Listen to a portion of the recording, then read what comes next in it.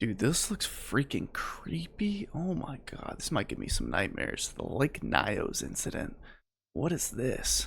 The following video is sponsored by Dashlane. Oh god. What is this? Flashing images and video shown. Alright, warning.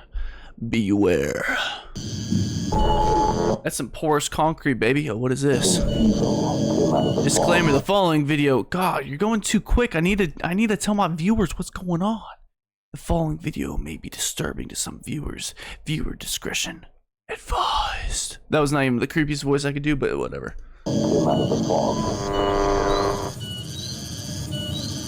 Lake Nyos. Is that a praying mantis with a leaf on it? Nick Crowley presents Lake Nyos Incident.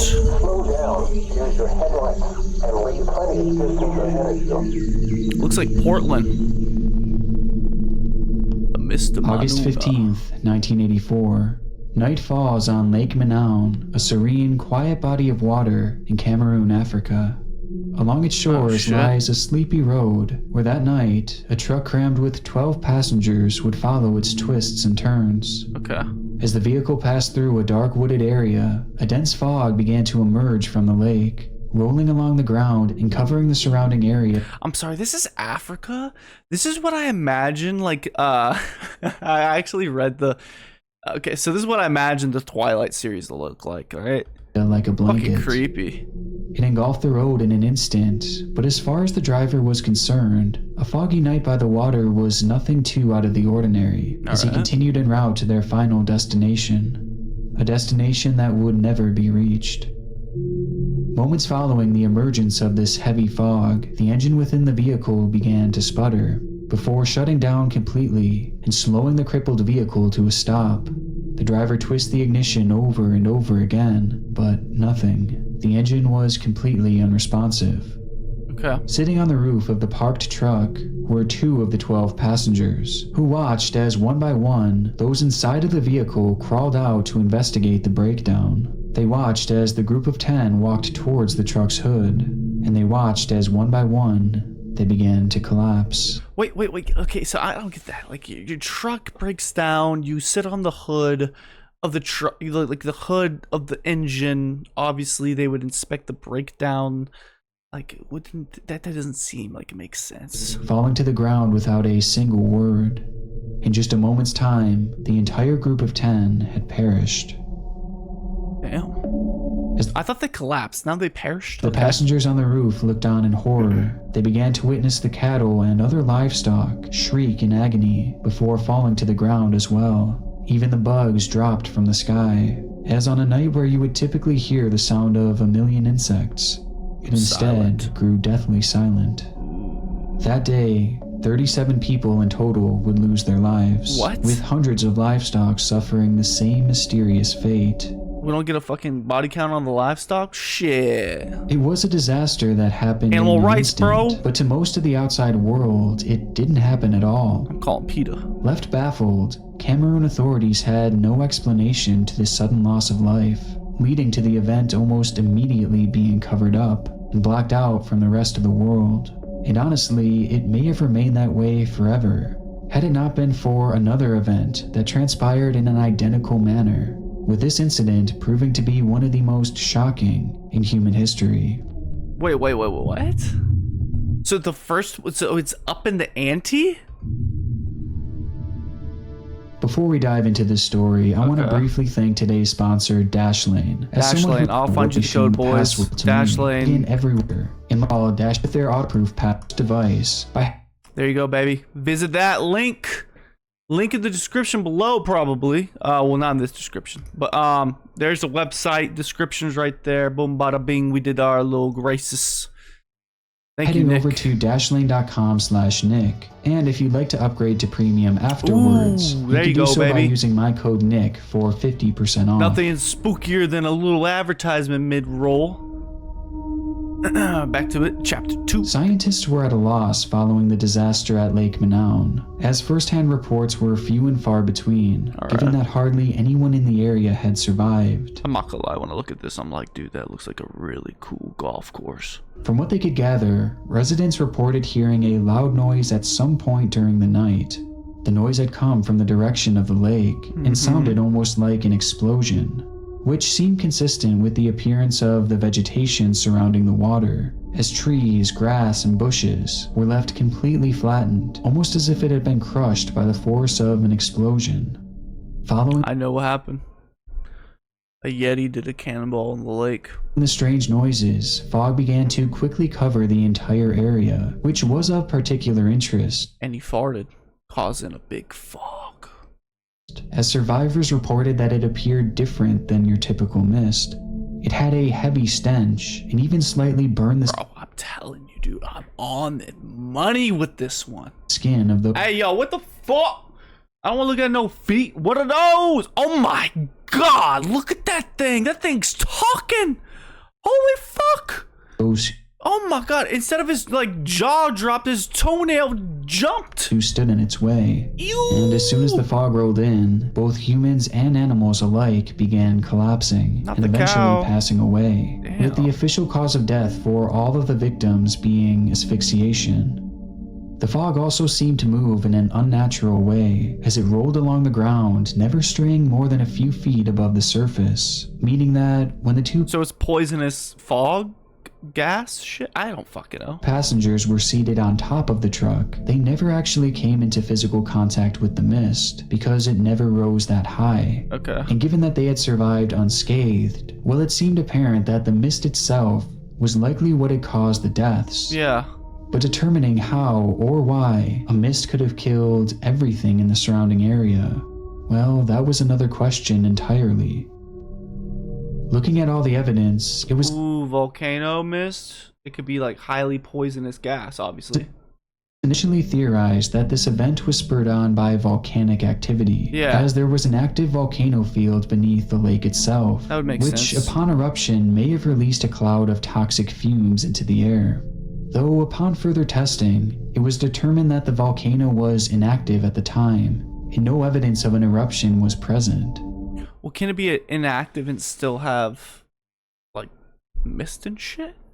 I guess not, but I don't know. This left researchers at a complete loss. If this was not some kind of natural occurrence, then it seemed highly likely that it was instead man-made, and potentially a case of terrorism. Ooh. As given the sound of an explosion and toxins in the air, Yeah. it was possible that a chemical weapon with It could also be like underground, like, you know, have underground riverbeds of water. I don't know if this would work the same way, but like underground riverbeds of magma, of lava. And then it popping once it hits like a water source, causing the steam.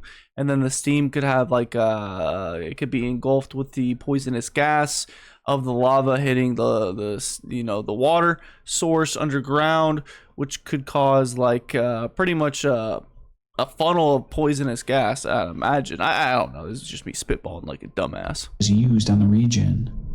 But this theory was a hard sell too, as the region was so remote and obscure that one would wonder why anyone would target it, let alone target it with chemical weapons. Given this, scientists couldn't settle on a definite conclusion, and with the team at a crossroads, authorities would conclude their investigation and instead focus their efforts on keeping the incident under wraps, erasing it from history in the hopes that nothing like it would ever happen again. But unfortunately, almost exactly 2 years later, It happened again. the fog would emerge once more. Yeah. That's not good. A foggy night on the Nyos. It happened about 100 kilometers away from Manaun, on a Alright. body of water called Whoa, I'm Lake dizzy as fuck. Nyos. Night had fallen on the evening of August 21st, 1986, when a loud noise was heard coming from the water. Quickly, the lake began to bubble, almost as if it had turned to a boil. Those bubbles then began to pop, leading to a thick mist emerging from the lake, and almost instantly covering the area in a dense fog. How about that?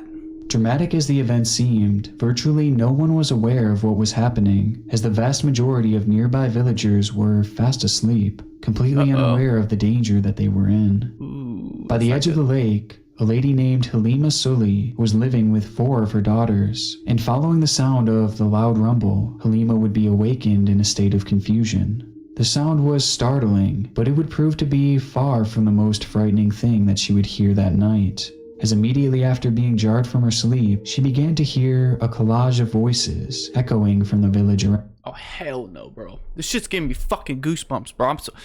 Fuck, this is too close to my bedtime, bro. Around her. It took a moment to decipher what exactly it was, until eventually it hit her. Those sounds were the wailing and the moaning of people emanating from all directions. I'm not even halfway through the video. I'm already getting creeped out. It was the sound of suffering. As she stood in horror, she would suddenly go completely limp, falling to the floor of her home before passing out. Meanwhile, in a house high atop a cliff overlooking the region, a man named Ephraim Chi would watch the mist roll in and absorb the houses beneath him. In the village below was essentially his entire family, although we didn't think much of the smoke-like mist, as much like Lake Manown, fog by the water was fairly typical. Bro, if this shit's happening years on end, you're not gonna think anything about this mist? Like, what are we doing? You hear a loud boom and you get a mist, bro? Hell no, bro. Nah, bro. Nah. I would have heard rumors. I'd be like, oh hell no. Truck my ass downhill real quick. Get a big ass fan. Get the fuck out of the house! Like, bro, straight up. If I hear some, like, urban legends, some shit happens, like, motherfucking people just dropping dead, like, 14 people at a time, every incident. Nah, bro. It ain't working with me. I ain't gonna be like, nah, it's bullshit. I'm gonna be like, hold up. Loud noise. Mist. I got a house that's on the cliff, and the rest of my family's down below, where the mist can get them. Time to play hero. Straight up. Chi was feeling particularly ill, and after watching the mist for a while, he decided to go get some sleep. When he awoke the next morning, his whole family was fucking KOD or fucking DEAD. He was completely unaware that his life had just been changed forever. Yeah. As Chi started his day by heading down towards the lake, he noticed a peculiar silence in the air. Everything around him was perfectly calm, perfectly still.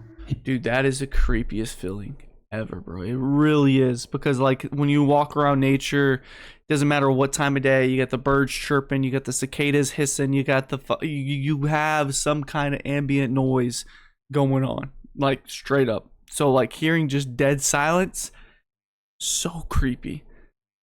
At least, hopefully, it was broken up by a little bit of wind, because then that could, like, break the silence a little bit. Until he heard a voice. The voice of Halima Sully. She could hear her shouting in the distance. Come here. Why are these people lying here? Why won't they move again?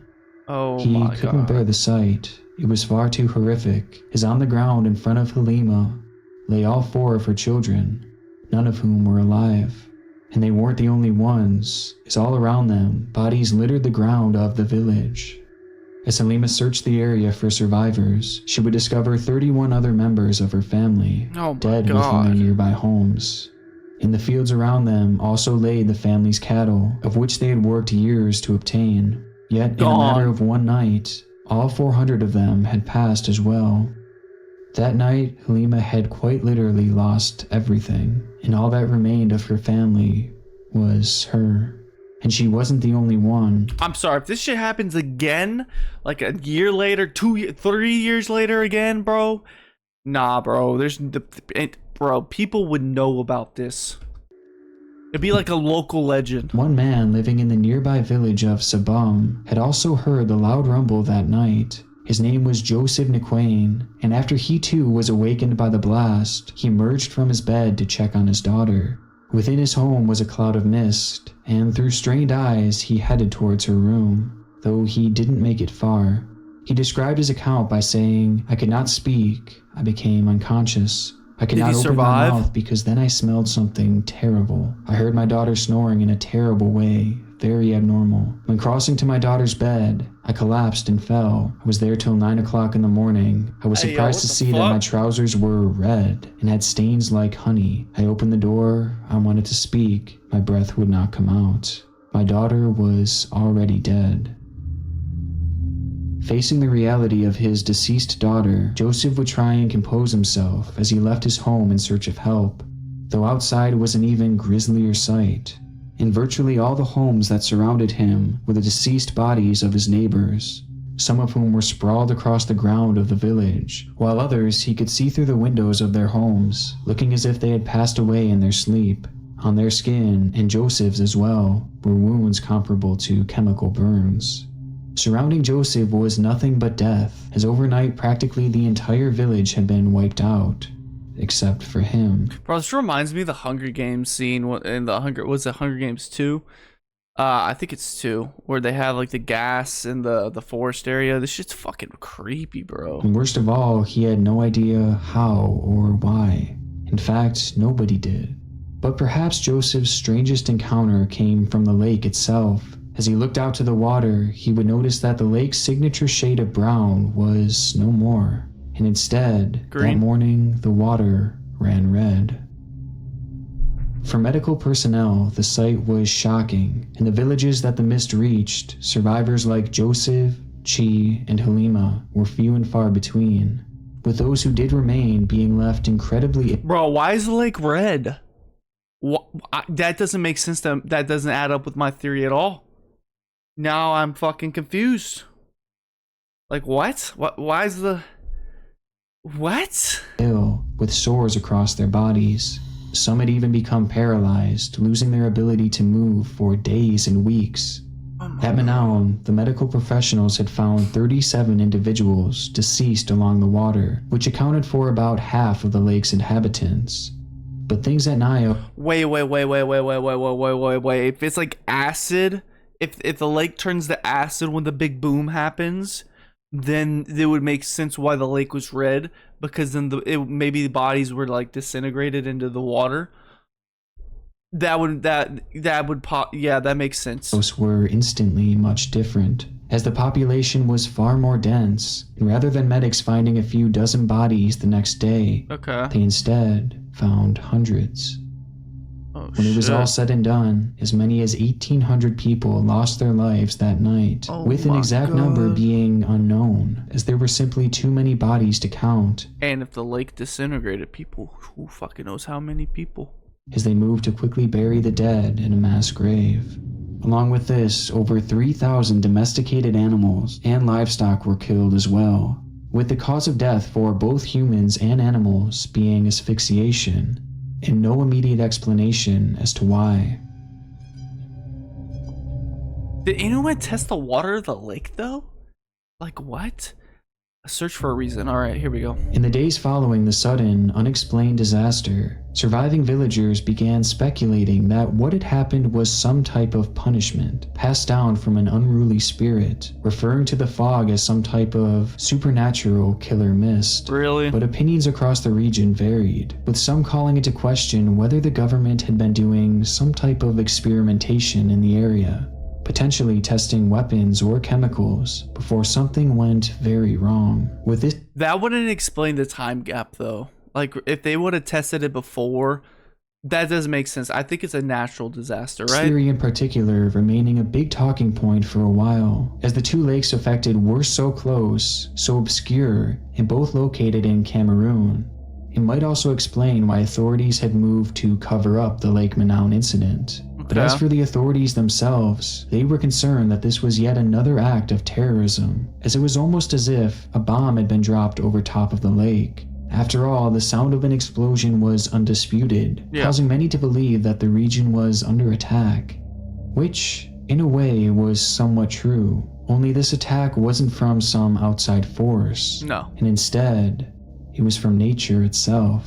Yes. As scientists studied the two lakes at the center of these disasters, they would quickly note that both bodies of water were located on top of the same volcanic field, This volcanic field had been producing a large amount of magma, which in turn created carbon dioxide. I'm sorry, dude. I just gotta say, I told y'all motherfuckers. Goddamn, I got a gnat in here. Ew. Gross. But yeah, I fucking told y'all motherfuckers, dude. I was on that shit. Or CO2 at an alarming rate. Yep. This was noteworthy as a huge amount of CO2 had been detected in the water of both lakes following these disasters, which led to the realization that over many years, that CO2 had been building up at the very bottom of these deep, deep lakes. And given the region's consistent temperatures, that CO2 had essentially stayed put, growing and growing each day without any sort of release from the depths of these waters. Well, that would be until the nights of August 15th, 1984, and August 21st, 1986, when the Earth had shifted, leading to the sudden exodus of centuries' worth of gas buildup. Damn. It's unknown for sure what had caused both disturbances, with some theorizing that it could have been something as minor as a small rock slide nearby, or even a cold bout of rain. But whatever its cause, ultimately that carbon dioxide would be released and shoot up out of the water in an instant, soaring over 300 feet. Damn, that's just carbon dioxide poisoning? I did not know it was that deadly. That is crazy, bro. In the air. The blast was so severe that it even created a tsunami within the lake, with scientists estimating the wave to be over 60 feet tall, before crashing into the shore, flattening all vegetation in the immediate area, and dying out before it reached any villages. You know there's one crazy motherfucker out there that's like, dude, if I just had a gas mask and a surfboard, I could have caught one of the craziest waves of all time. Though it wouldn't be the wave that proved to be so deadly, No. as instead it was the mist it brought up with it, Yep. as that fog was made up of almost entirely carbon dioxide, Just highly, highly dangerous. as well as other chemicals brought up from the bottom of the lake. CO2 is unbreathable and far denser than regular. Now, did the water turn to acid, and is that the reason the lake was red? I'm curious about that, or is that more of a like clay mineral mixture turning it red, or was it actually blood? Because it could be a mineral, you know. Yeah, the Red River in between Texas and Oklahoma. So yeah. Air. So as it emerged from both lakes, it stayed very low to the ground and essentially replaced all the oxygen in the area with an unbreathable gas, and the more those villagers tried to breathe it in, the faster it made them suffocate.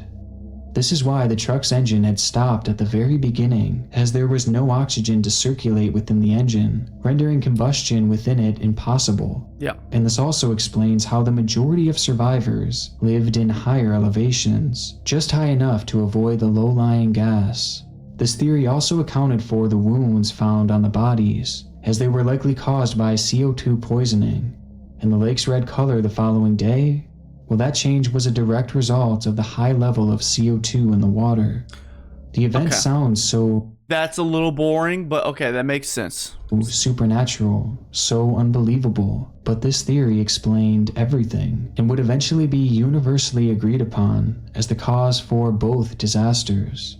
And ultimately, it would lead to the founding of a new type of natural disaster, which would come to be known as a limnic eruption. With this discovery, scientists have now been able to install pipes in the water that allow these lakes to release their CO2 without any large explosions, making Manaus and Nyos seemingly safe from another limnic eruption, at least for now. And fortunately, eruptions like this require a confluence of incredibly precise geological conditions, with scientists only confirming 3... Yeah, if I was them, I'd move the fuck away. Shit. I've worked in construction for many years. I've worked in the architecture, outdoor architecture design field for many years. I've been around, man. There's a lot of like sub pumps that are installed underneath like houses and pools to like drain water because unfortunately their backyard might come to a point where it's literally just a pit and water can't drain anywhere but there. So that becomes a pool when it rains, you know? So they have to put in sub pumps to pump that water out to the curb uphill. wherever it might be, pumping it uphill. And when those sub pumps fail, well, boy, oh boy, shit, it usually fails when it's pouring down rain. And then guess what you're gonna get? You're gonna get a little swamp in your backyard. Hopefully it's not in some place that has a lot of electronics and stuff that would break because of flooding. But you know, it happens a lot of the time. So yeah, I wouldn't live. I would not live next to a lake that tends to explode with CO2 gas because of a volcano running underneath it because of veins of magma and stuff like that. I just wouldn't, because you're relying on a piece of equipment that is gonna fail. It's not of when or if, it's of when. And on top of that, it's not just if that's gonna fail. It's if the regulations of keeping on top of schedule and maintenance of that item is, you know, properly catered to. So, you know, if they're not taking care of that shit, it's gonna fail as well. So yeah, fuck that. Fuck relying on all that. That's too many components to having you know, what else you want to call it? Like fucking a massacre. So yeah. Fucking move away from that shit, dude. Fuck that. Lakes across the entire world that are capable of experiencing such a disaster. I've never heard of anything like that before. This is very interesting. Dude had me creep the fuck out though. Like not even halfway through the video, I thought we were about to go down some like ghost rabbit hole shit. Which means that not only are Lake Manaun and Lake Nyos now safe from these eruptions, but the world as a whole is as well. I don't know about that one. There's probably a lot of people that ain't got that technology and shit. There's islands of people that don't even fucking talk to civilization. You pull up with a boat, try to give them some fucking Twinkies or some toilet paper or whatever. Hey, they say, what the fuck is that? Shoot the motherfucker with the bow and arrow. Dead. You try to, you need to know about Jesus? Dead. Anything, bro. You Kamala, Trump. Dead. Like you just try to even talk to them, get on their island. Motherfucker, you on our island? Dead, bro. So yeah, there's places that don't have the technologies that could, you know, benefit. So just putting that out there, you know. Or not exactly. All right. What's this? Oh wait, there's the a whole problem other arises chapter. with that the sleeping giant. third lake. He ain't talking about the one in New York, I'll tell you that. Them motherfuckers are. They've been sleeping. Lake Kivu, a location where, unlike Nyos And they ain't waking up anytime soon. and Manaun, there is yet to be any real progress in degassing it. They've added pipes like the others, but they haven't been nearly as effective. Imagine for that. one simple reason: size. Lake Manaun and Lake Nyos are small lakes, with Lake Nyos being only about a mile long each way, but Lake Kivu is much, much bigger. And to be exact, in comparison to Lake Nyos, Kivu is 2,000 times larger and has roughly 2 million inhabitants living on or around its shores, all of whom could find themselves in the midst of a toxic fog should one of these eruptions occur. And as of now, it's... Oh my God, that is crazy, dude. That is nuts, bro. The amount of things that could fucking go off and kill everybody is it's staggering to me, bro. Like literally our civilization is just like balancing on a thread, and people are worried about, you know, genders and shit. What the fuck? Seems like only a matter of time. Scientists have discovered that limnic eruptions have been happening at Lake Kivu for a long time, and they seem to happen roughly once every 1,000 years, meaning that it could happen at any moment, especially considering that the last confirmed large-scale eruption seems to have been roughly 5,000 years ago, meaning that the people... So meaning we're due for something, you know? People living around Lake Kivu may be living on borrowed time, with experts predicting that the event could be even worse than you'd expect, because deep within the lake lies a high level of methane, which, given its flammability, wouldn't just lead to a toxic fog covering the area. No, that go kaboom! 4th of July, baby. It would lead to fire covering it as well, giving it the possibility of setting miles and miles of land on fire in an instant. The risk is so serious that some have fled the area over fears of an eruption, while why would they do that? Why would they run away? It's like, what do you mean? What, you running away from just an underground nuke underneath your lake? Why? We got water to cover. You think fire's gonna burn the water? What you scared of, brother? others go about their daily lives with no clue of the danger that surrounds them, as all it would take is one earthquake, ignorance is bliss, baby, or an eruption of a nearby volcano, or even something as minor as a cold bout of rain, or fucking lightning, dude. Fuck. to trigger what could easily become the most devastating natural disaster of all time. And with this possibility lurking at any moment, all we can really do at this point is wait. I want to give a massive thank you to the commenter who suggested this video, as well as my gold tier and god tier patrons. Nah, fuck that. Shout out to that guy, VA West. What a bro. Hell yeah, bro. Who suggested comments like that make the world go around. If y'all have an interesting idea or video for me to react to, please comment down below. I love getting suggestions, man. This video, as well as my gold tier and god tier patrons, Allie Farmer, Barry Winstanley. Hell yeah, shout out to all those people, bro. This video was really good, man. It really was. Shout out to Nick Crowley. I'm not subscribed to him. I swear I've heard him before. 2.67 million. Shit, this was a great video. This really was. Go check him out. Tell him Trey Swish sent you. Let's check out the comment section below, as we always do. Excuse me. Reading the survivor account of Joseph, I don't know how to say his name, in which everyone around him was dead and he didn't see any living thing for miles, chilling. Yeah, that part fucked with me, because I've been in the forest a lot in my life. Like, used to go backpacking every summer for like weeks. And when I mean backpacking, I mean like deep into the wilderness, no cell phone signal, nothing like that. Bears, elk, all that shit running around.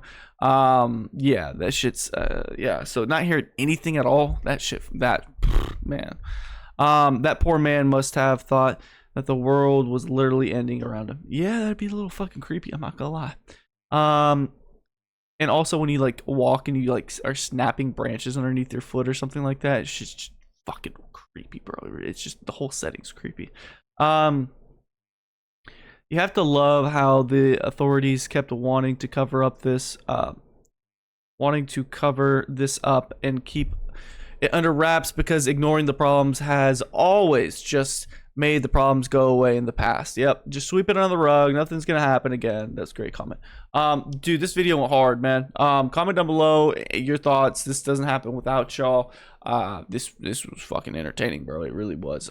So that's the video. I hope you enjoy it. There should be other videos that are popping up right to left of me. Go check those out. Also, there's other content on the channel that you might prefer. I don't know. I react to a lot of stuff. You always can recommend something for me to react to, or a topic you want me to talk about, and dive in. And yeah, my name is Trey Swish. Thank you for watching this episode, this video, this version of the channel. And yeah, I'll see you next time on the ether. I gotta get better at these outros, because I'm still pretty bad at it, but we're hanging in there, baby. Yes, sir. I'll see you in the next one.